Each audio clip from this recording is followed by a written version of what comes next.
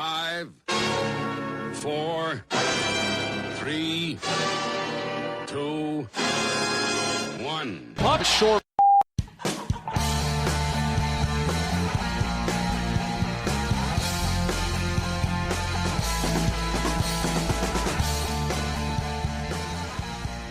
Hello everyone and welcome to this week's episode of the One Puck Short podcast. I've got two guests joining me this week. First with David Alter of the National Post. He's joining me to talk about the Maple Leafs. And I'm also going to be joined by Mark Greczmiel, who is doing a project on the California Golden Seals. So without further ado, we're going to jump in and David will be joining me.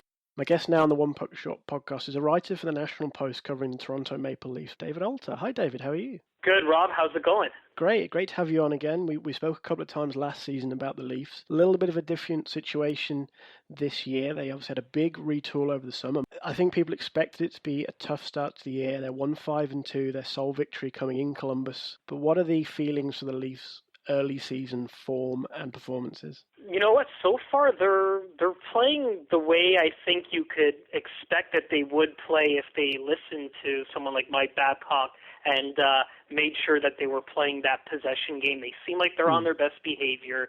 They're trying to limit the amount of mistakes that they're making. What it's going to come down to is if the talent level can carry them forward to play that game and start getting some wins. That's been the real question mark, and that's why it's been a little bit strange for them, just because they've only got one win and they've had a lot of what you would call good performances. So I'm sure it will turn around. It's just a matter of if the talent level can kind of pick it up a step or two, and if the goaltending can kind of fix itself. Well, yeah, I think you've touched on a couple of things I wanted to talk to you about. The effort level, it's impressed me in a few games I've watched, but then a couple of the, I think there's special teams most notably have maybe let them down a little bit. We'll come to the goaltending in a second, but the penalty kill's the third worst in the NHL right now. Power play is the fourth worst. So the special teams haven't gone quite as well as I'd hoped, but there's certainly effort there. I was impressed by the way they played on opening night against Montreal. They just happened to run into Carey Price. You mentioned the talent on the team, and I know a lot of people suspect that guys like maybe Winnick might be used as bait come the trade line. Where do guys like Nazem Kadri fit into this team in its future, though? Well, I will say this. Babcock really likes talented players, and he really likes Nazem Kadri. In fact, I don't think there's been a good coach-player relationship as good in Kadri's NHL career as there seems to be with Babcock. And he's kind of repaying it to him in terms of doing the things away from the puck very well that his coach is asking. That's competing higher and making sure that the possession's in their way and that they're well positioned. And that's something you've seen a huge improvement on with Kadri. Points aside, they haven't really been there, but certainly there's like a mutual admiration between the two of them right now. And Kadri seems to have stepped up his game to a certain level, and Babcock's has not been hesitant to put him in key situations late in the game, power play. Penalty kill's not really his forte, but everything else he's been putting him in that spot. So I think he thinks really highly of the skilled guys. I think you could say the same with guys like Morgan Riley and Jake Gardiner, who's not healthy right now. But guys who he identifies that has skill and potential for the future are the guys that Babcock has high on his priority list right now, and so far that's been a good relationship. I mean, I've always kind of liked Nazem Kadri. I kind of felt like he had a bit of a rough ride from some corners before. He's a restricted free agent next year. I mean, moving forward, is he a first-line center, or I probably see him more as a second-line center on a successful team? Is that fair? Yeah, I think that's fair. I think that they still see him in a top six situation, and of course would be that second line of minutes. I think it really is going to depend on what he does in key situations to kind of prove that he can play properly away from the puck, but then the offense comes with it too. It's weird when a guy's like Leo Komarov, and I guess there's another Leaf who just recently moved into a tie for 4 goals on the season. When those guys are your top point getters, it kind of tells you that this team is really in transition and in a struggle to kind of play the right way and be able to put up points offensively, or the goals offensively. So I think that's fair. Second line center sounds about right, but it's going to be up to him really if he can kind of keep up this pace and not show the dips that tend to happen in Kadri's career throughout the course of of an 82-game season. And you mentioned obviously Komarov 4 goals. James Van Riemsdyk also has 4 goals. Who's signed for another 3 years. Where does Joffrey Lupul kind of fit into this now? Because he's 32. He's had some injury problems. When he's on, he's a good scorer. He always has been. But he's got a kind of a heavy ticket of $5.25 million until 2018. Has he got a future on this team, or is he somebody they may try and shift later in the season, do you think? If someone is willing to take the ticket, I don't think there would be much of a hesitation to move him if they can get something in return.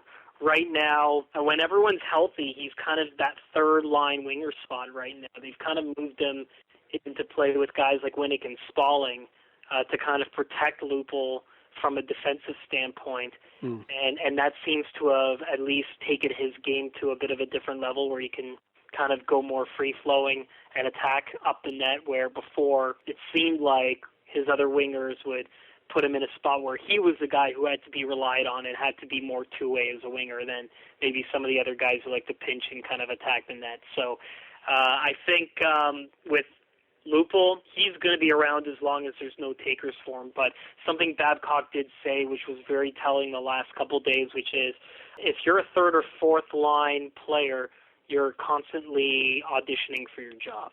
And that's currently where Joffrey Lupul is right now. So anything goes right now. He really is living day by day. You could say that with a lot of players, but him especially. Yeah, I think with certain players, as we mentioned, maybe Daniel Winnick, Sean Mathias, Pierre Parento, there's a feeling that they are there to keep the Leafs at least competitive, and then nearer the deadline they might be shifted for maybe prospects or picks. Is that a fair assessment of how a lot of these guys are placed on the roster right now? No, for sure. And if it continues this way, where the Leafs have no shot at any postseason success, which is kind of where they're projected to be, then yeah, there'll be sellers, and the guys who are on the one-year deals that come at the best bang for the buck are certainly going to be the ones that will attract the biggest amount of interest at the deadline. And they're kind of playing, I hate using the term money puck, but the Leafs have done that pretty well over the last year and a bit, which is try to stock load on the amount of picks. And even if that's picking up a guy or two and maybe making them turn into first and second round picks like they've managed to do, it's a cheap investment to try and put back into the system for younger guys. The only thing with Winnick is I really do think that he's kind of been a good guide for some of the younger guys to kind of help play the right way. And he is on a 2-year deal, which wouldn't detract from the proper deal by any means because it's still relatively affordable in the low $2 million. But I think that it would take a lot more to kind of pry him away this time as opposed to what they did on the 1-year deal before. You mentioned the goaltending a few moments ago, so it's not really gone the way the Leafs would like, even in a season where they've kind of embraced that it's going to be a difficult run. Jonathan Bernier and James Reimer both struggled out of the gate. Reimer has the solitary win, but his numbers aren't great.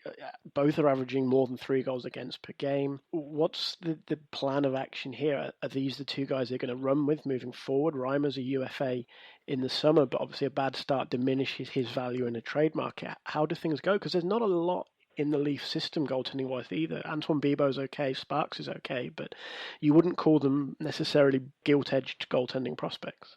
No, I wouldn't, but to play devil's advocate to that spot, I don't think they had any plans of James Reimer being what he ended up being when they had to use him through injury woes under Ron Wilson many, many years ago, and then we saw that 35-game run he went on at the end of 2010. The problem is with a lot of the goaltenders in the system, and look, Antoine Bibeau, a lot of people wanted to hold high praise for because he had such a good Memorial Cup, and the Leafs have his rights that, you know what, if you put him in a situation, you never know what a player can do until you put them under the bright lights of the big stage, right? Yeah. So that's a possibility. With James Reimer, the only thing is he's still relatively affordable on a 1-year deal that if the Leafs feel like there's a team that needs some depth in the goaltending department and he starts to turn it around a bit, because it's 1 year, those guys who are on the 1-year expiring deals, those cap hits are much smaller because the trade deadline is always at the 4/5 mark of the season. Yeah. So as long as they have a certain amount of money left on the cap that they haven't spent, it's really times 5.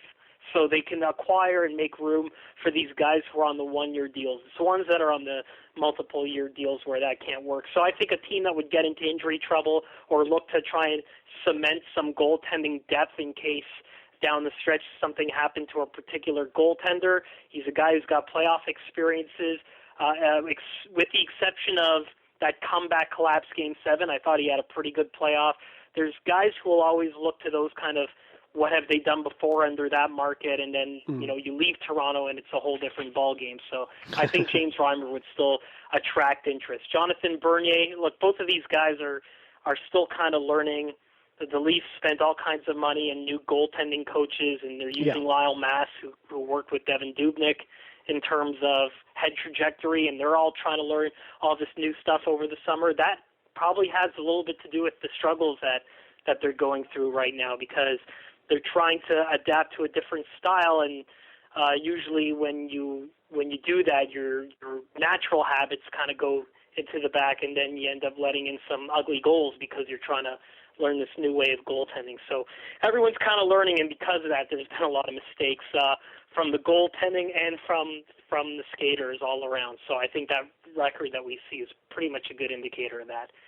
Yeah, I mean, just to slightly go off at a tangent from what's happened this year, you mentioned Reimer's basically run as the Leafs starter, the playoff series against Boston. I know it ended quite painfully for Maple Leafs fans, but he had a good year that year. I always felt like he was a little bit hard done by, that the club brought Bernier in, and Reimer was kind of relegated to the backup role again after he'd had such a good run. Is there some feeling that he wasn't a legitimate starter in the NHL or for the Maple Leafs, or is it just that they thought he was maybe a starter, but Bernier was a more or a better goaltender, shall we say, overall? Based on my dealings with some management that used to be there that are not there anymore, and that's when a lot of these decisions were made outside of the goaltending extension, the 2-year extension that Bernier got. The feeling that I got from the previous regime with Reimer is not that they didn't like him, is that his style didn't exude a lot of confidence. They were always kind of knowing that he has the potential, but when he's out of position and he's kind of flopping around and it's just not as mechanical. Certain goaltenders like Dominic Hasek mastered that, and then they eventually earned your trust. But with him, it's one of those situations where they just felt uneasy about it. And I always felt like because of that, that's why they made the moves that they did. And I remember having a conversation with someone there, and someone who he used to coach. We were at a hotel bar, and someone that this guy used to coach was in goal. And right away, the determination, even though they didn't necessarily know where his career is going to go, he made that determination, he's a backup goaltender. He'll never be anything like that. And a lot of people are hard set on their ways. So fairly or unfairly, I think that had something to do with it as well. Looking to the future of the Maple Leafs, as we said, they had a big change over the summer. Mike Babcock's on that big 8-year deal to become the coach. Lou Lamoriello, one of the surprise moves of the summer for me, moving from New Jersey to become the new general manager. Mark Hunter and Kyle Dubas were already in place with Brendan Shanahan. In my opinion, it was a long overdue rebuild for the Maple Leafs. I've written about it on the blog 2 or 3 times last season and before, that they needed a hard reset. Tinkering wasn't working. I mean, this is going to be a long road, but the long-term aims of this team, it's winning a cup, right? It is. Here, the funny thing about Mike Babcock is, and it was one of the questions when he came over, was, is he going to be okay with the team losing on a regular basis? It doesn't seem to me, based on my dealings with him, that he is okay with that. I'm sure it grates on him. How many years in a row did he take a team that you thought for sure was not going to be in the playoffs and they somehow managed to squeak in?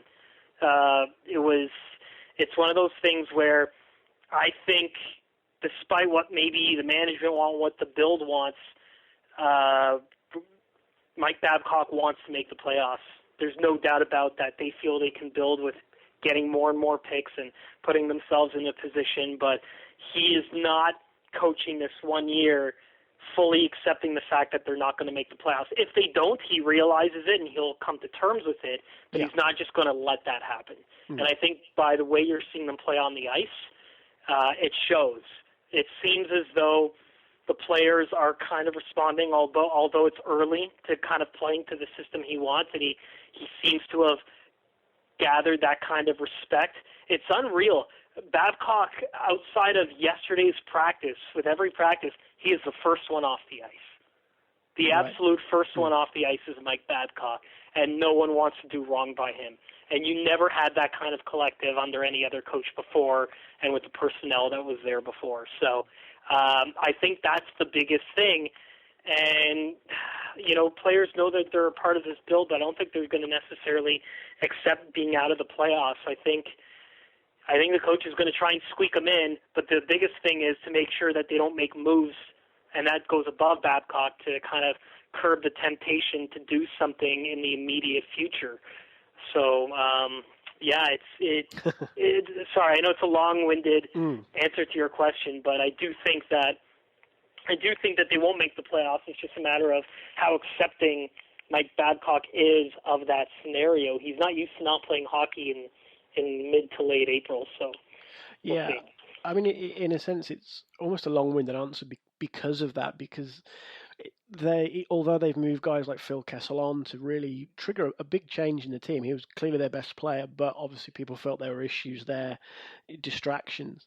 And it doesn't strike me that they're kind of doing what the Sabres did, where the management really embraced that whole tanking ethos.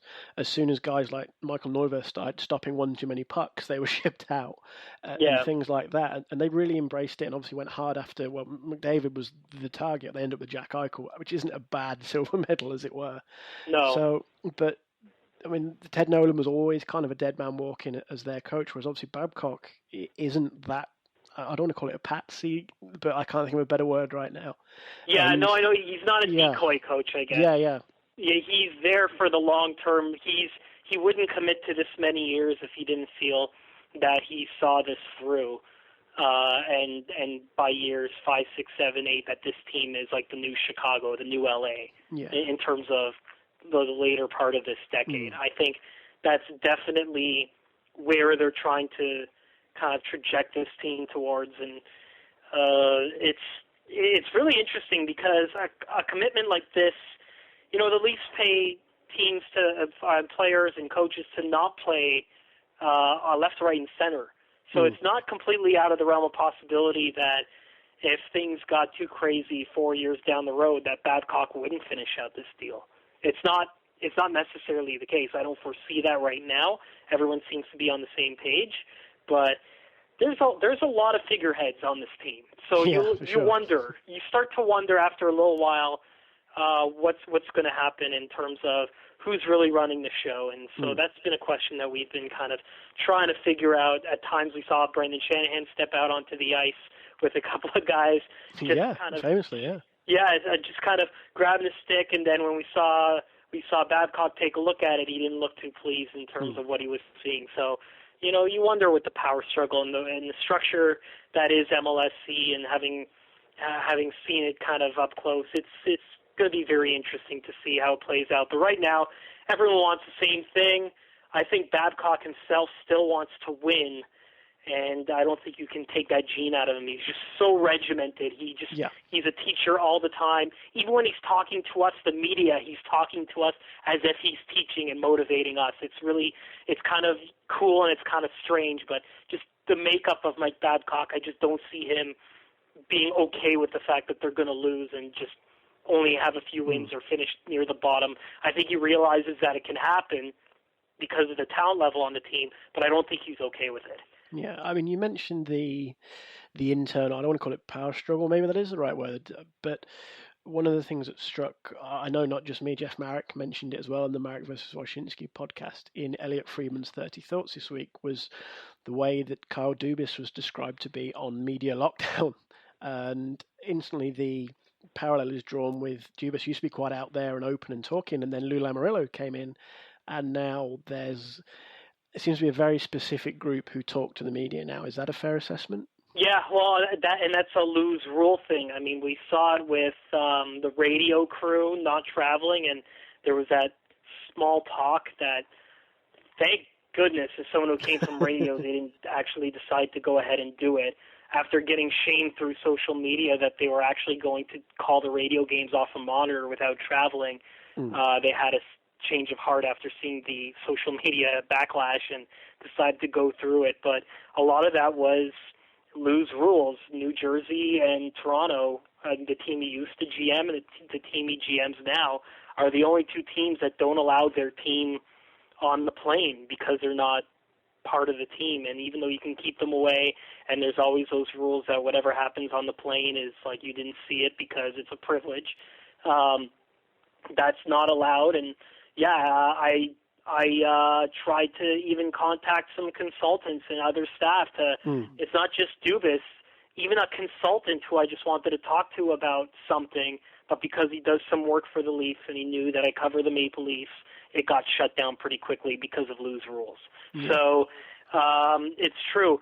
The thing with Kyle Dubas is he is available to talk. They did make some amendment with him, but it can only strictly be about Marlies related activity because he is the Marlies general manager. And as a general manager of that, he is allowed to talk on that. So they have changed that stuff. But you're right. Dubas used to be one of the guys we talked to a lot, even when Nonis was around, about certain elements and factors, and we ran into that at the draft because Sheldon Keefe didn't know a lot about these guys.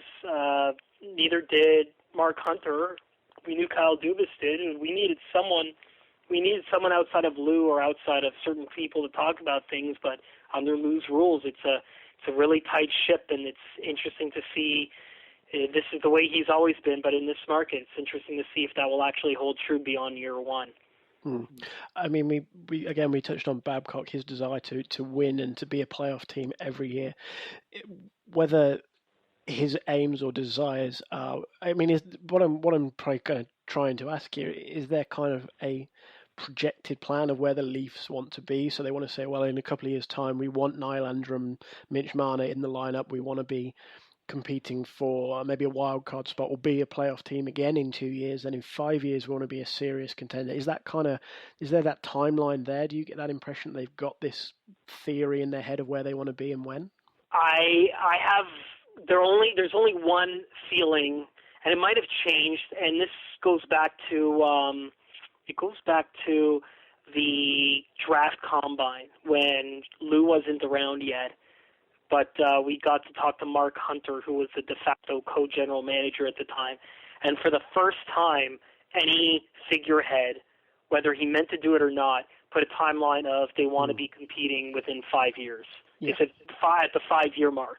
And no one ever wants to give a timeline. It might have been a mistake, but he said it.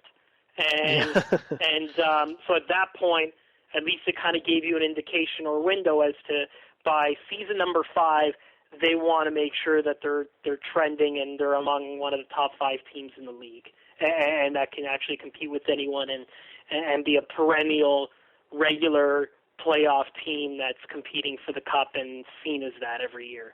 So you look at that, and then you look at some of the other guys they decided to pass on and let them continue to develop. And given Mike Babcock's track record, which has kind of changed now in Detroit since he left, is it seems as though they want to make sure they're absolutely over ready. And even if that means putting him in a year too long in the AHL or somewhere else, then that's what they're going to do, because they want to make sure that when these guys make the jump, that they're so hungry and they're so ready and that they really have nothing left to accomplish and they earn the spot outright. That would be their spot, not necessarily just because they're the most talented player, because there's a lot that goes to it too. So I think that 5-year mark is one thing. For the guys like Brown and Nylander, it might be another year, it could be another 2 years, or they could actually bring them up towards the end as a reward once they do start parting away with some of the assets, and the team has already kind of decided they're not necessarily going to the playoffs, but they want to get these guys some NHL games in just to get a feel for it. So a lot of that is a factor, but they're going to make sure they're over ready and not rush them in. That I know. Yeah. Thank you very much for joining me today, David. It's kind of an interesting one in a painful sort of way. I know Sean McKenna, Down Goes Brown, said it's a really interesting season that you don't want to watch as a Maple Leafs fan. Yeah, you know what? It was really funny, especially with the Jays going through that playoff run, how little people were watching the Maple Leafs, and it was like the perfect timing for them because it's time for a focal point for something else, and now it's back on the Maple Leafs, but it's tough. It really is tough to watch some of these games and seeing them with just one win right now. But unlike anywhere else, this one win, no one's talking about a coaching change here, and everywhere else, it's already been done or they're contemplating it, and it's imminent. So it really does tell you exactly where the Leafs are right now in terms of their structure and their building.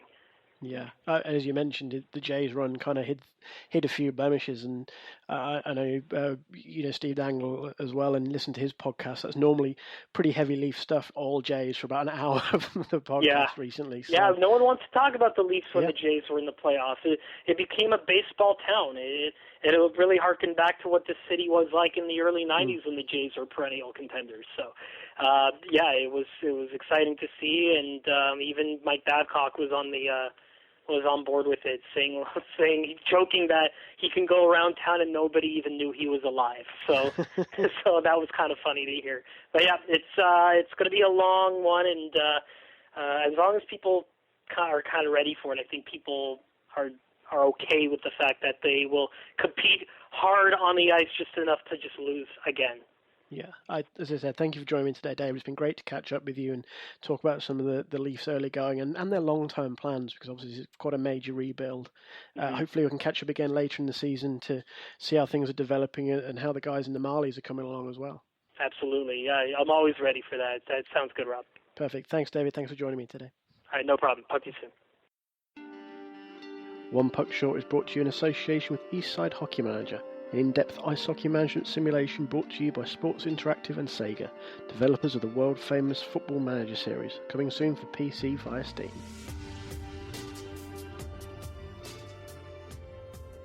Joining me now on the One Puck Short podcast, a writer and producer currently working on a documentary of the history of the California Golden Seals. Please welcome Mr. Mark Greczmiel to the show. Hi Mark, how are you?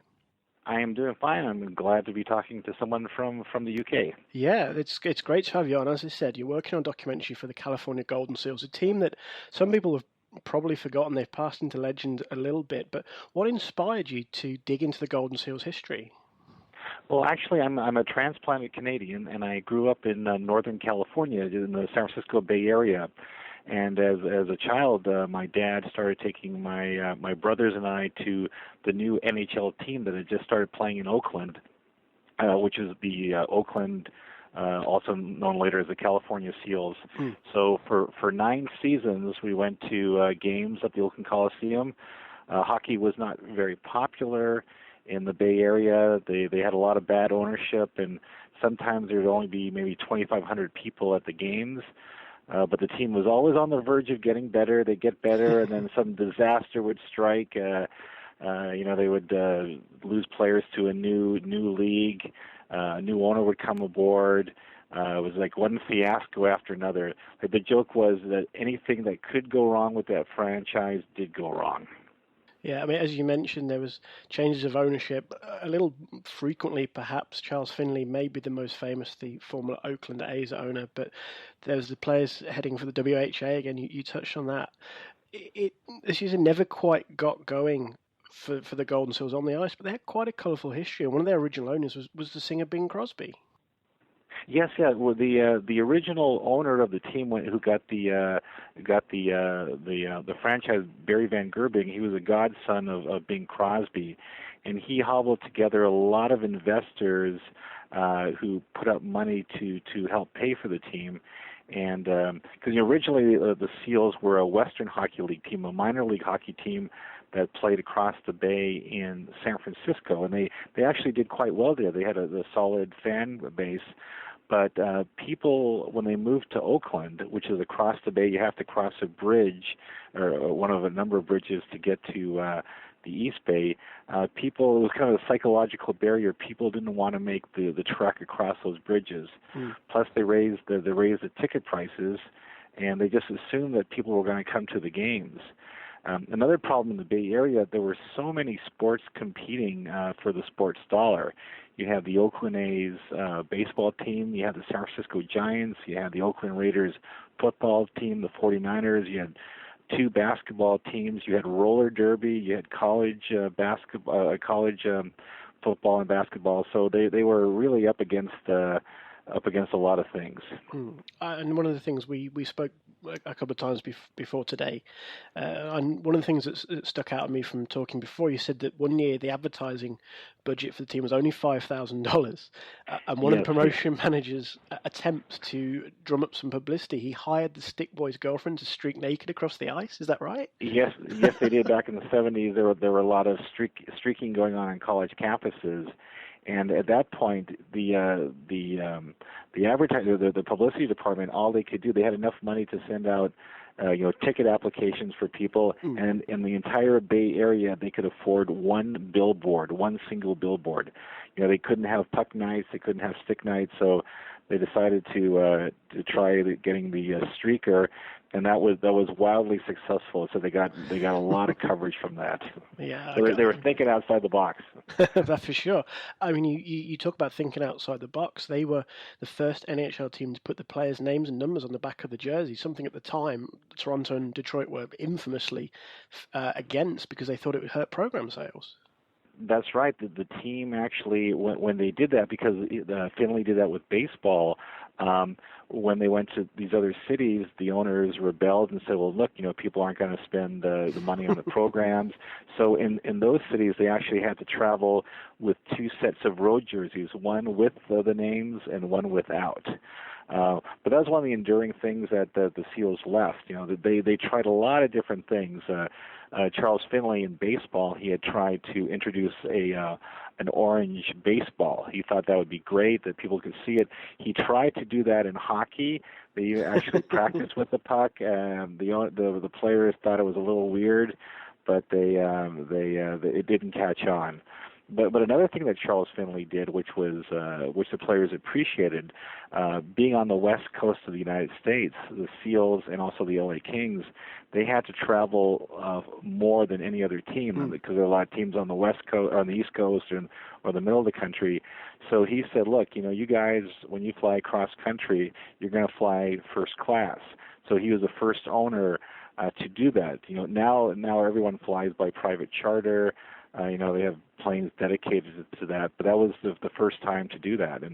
And the players told me stories of they'd be going cross country, and this was not long after the 747 was introduced. And in the early days, they had a lounge, and where the hump was, they would have a lounge up there with a bar. And the players told stories about they'd be drinking, from New York to San Francisco.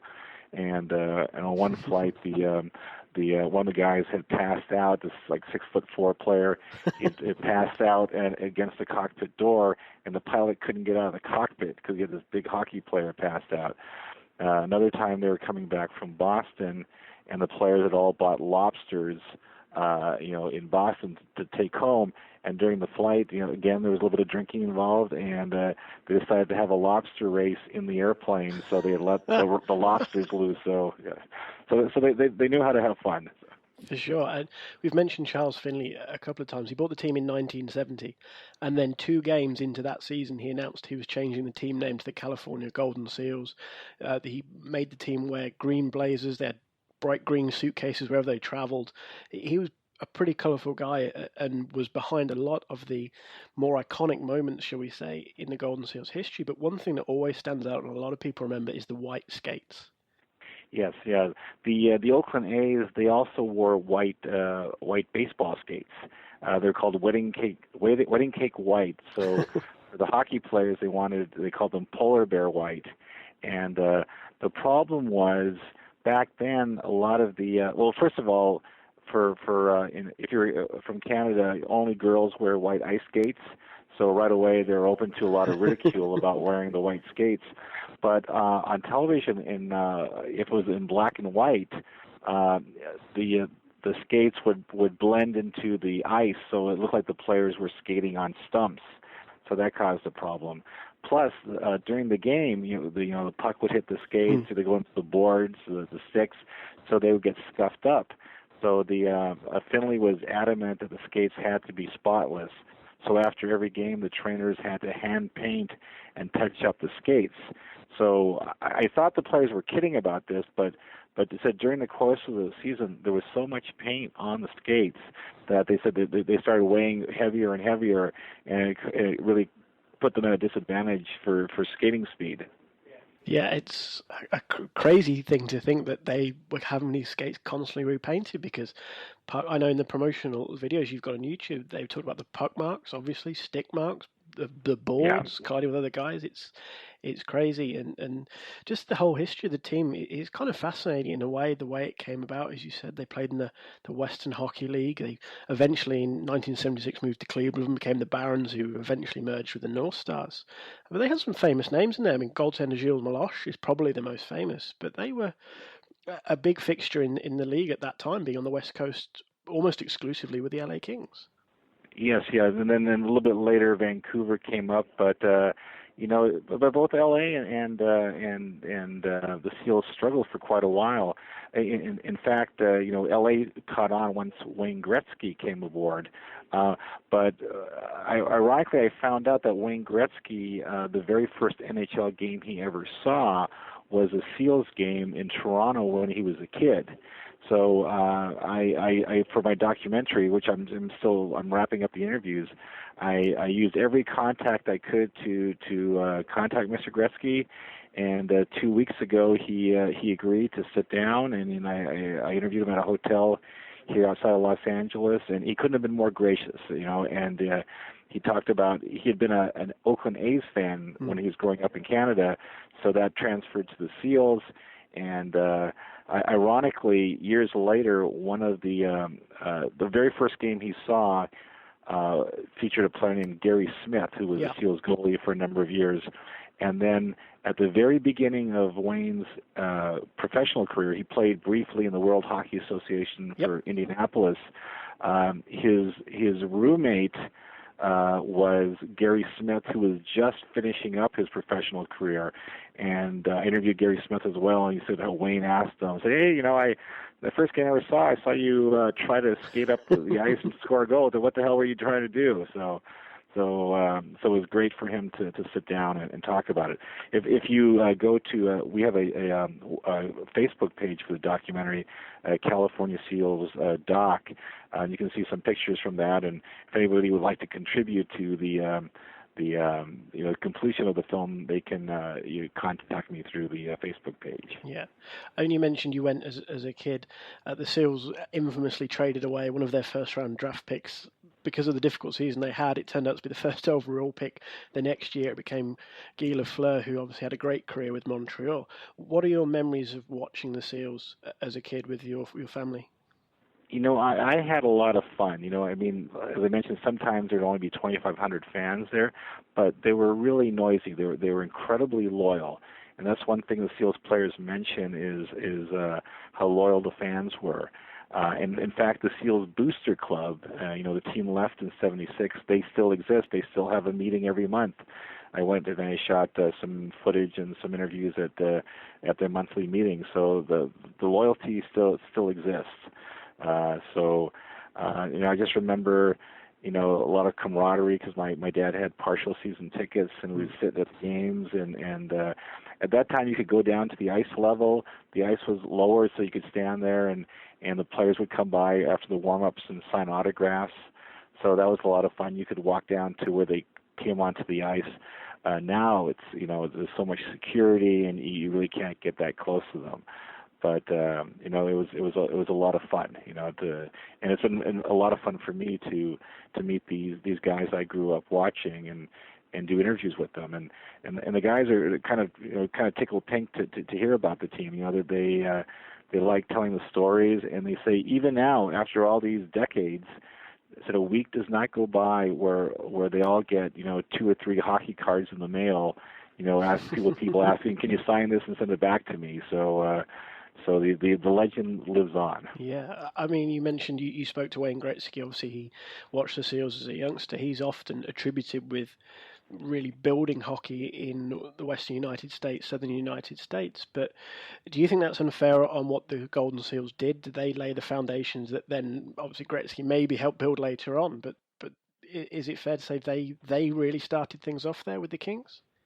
I started my my TV career kind of later on. I worked in Sacramento, which is not far from the Bay Area. I did a couple of stories about the startup of the San Jose Sharks, and I remember at the time one of their executives said, without Wayne Gretzky in Los Angeles, there would be no San Jose Sharks in San Jose. But one thing that keeps coming up with this documentary is, why have the San Jose Sharks succeeded where the Seals failed? And they talk about, strength of ownership, the marketing departments. The Seals at one time under Finley, who was notoriously cheap about spending money, other than the first-class airfare, is sometimes the front office staff would be maybe 4 or 5 people. It was tiny. One year they didn't even have radio or TV coverage because they didn't want to spend the money.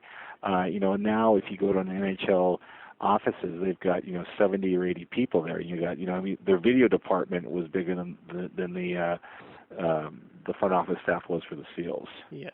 You mentioned you're currently wrapping up the interviews. Have you got a release date scheduled for the documentary? Well, I'm hoping. I still have to raise a little bit of money. I've been gathering a lot of old footage. People have been sending me old photos, like Instamatic photos they took at games. So I have a wealth of material, so I'm hoping I have 3 more interviews to shoot, which I hope to do by the end of the year. I've already started writing the script.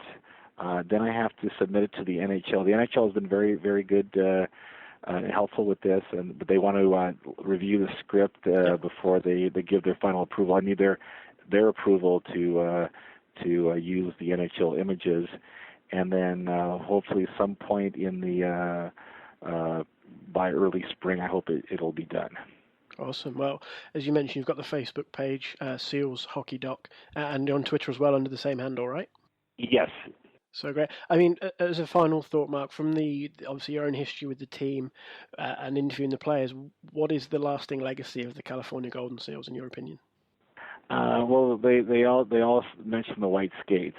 They said, whenever anyone mentions the team, they mention the white skates, but a lot of people had an affection for the team because they weren't that good a lot of times, but there was something about being the underdog that people kind of rooted for them. So they were kind of an oddity in hockey. Here's a team out in California.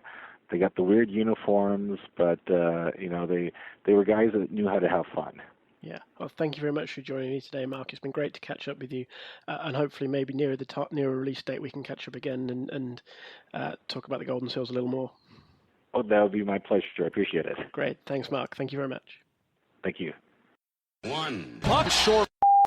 There we go. Thanks again to Mark for joining me today. Looking forward to seeing his Golden Seals documentary when it's finally released. And again, thanks to David Alter for joining me. You can follow him at David Alter on Twitter for all your Maple Leafs news. A couple of news and notes I wanted to touch on before the end of this week's show. Changes in Columbus. Todd Richards was fired. John Tortorella comes in. I know General Manager Jarmo Kekalainen had been looking to make a trade to fire up the Blue Jackets season. Couldn't find a deal either. What teams are asking in return was too much, or they simply weren't interested in making a move at this early stage in the season. So Richards paid the price. Tortorella comes in. I don't necessarily hate this move. He's a guy who took an okay Rangers team that was kind of maybe bobbling along a little and made him a lot stronger. Didn't work out in Vancouver. I think maybe that has tarnished his reputation somewhat. He's a guy who's going to come in. He'll kick over a few garbage cans, as they say. Maybe he shakes his team up. Certainly, I think Tortorella will probably shore up that defense a little bit, which has been horrible this year. It's not a great blue line, but he's the kind of guy who's going to get guys blocking shots, helping Bobrovsky out a little bit more. They've got a couple of wins under their belt now. Big thing for the Blue Jackets may be the status of Ryan Johansson, who's undergoing medical tests at the moment. He struggled a little bit with a lack of energy towards the end of games. He was hospitalised in the summer for an accelerated heart rate. They say it's not related, but he's undergoing these tests. They say interesting to see how that pans out, especially as his contract is going to be up for renewal in the very near future. Another coach under pressure is Bruce Boudreau in Anaheim. Their struggles are well documented this year. Ryan Getzlaf is out for up to 12 days after an appendectomy. They lost to Dallas last night 4-3. They looked a little better the night before against Chicago. They lost 1-0 in overtime. Shooting percentage is ridiculously low right now. You can't imagine a team with the Ducks quality are going to stay in this funk. They were 1-6-2 at the moment. They've been shut out in 5 of 8 games. Frederick Anderson's been good. On the plus side, it seems like a matter of time before they break out of this funk. But the problem is, if they fall too far behind, it's awfully difficult to make up that shortfall. We overhaul the gap. And in a very competitive Western Conference, the further the Ducks fall behind, the harder it's going to be. Should they fire Boudreau? I don't think so. There ain't many better guys to get an offense going than Bruce Boudreau. That about wraps it up for this week's show. Follow me on Twitter at RobMcGregor35. You can find the blog, onepuckshort.wordpress.com. We're also on Facebook, where you can like us at facebook.com/onepuckshort. You can email onepuckshort@gmail.com. So thanks again to my guest today. Thanks again for everybody for listening. I'll speak to you all again very soon.